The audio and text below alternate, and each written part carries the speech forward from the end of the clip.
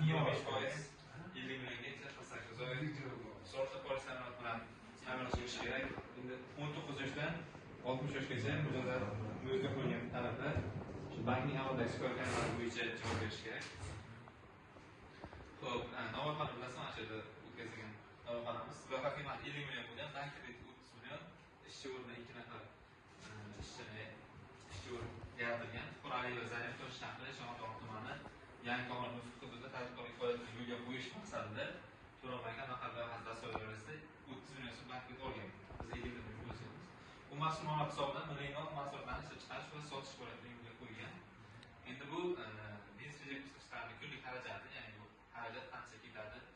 So'raganimizda mana shu ma'lumotlarni berganlar, ya'ni jami shuncha ketarkan. Bu esa yillik daromadlari, bir kunlik daromadi 2 million, xarajat 1 million 600 bo'lsa, bir kunga hisob foyda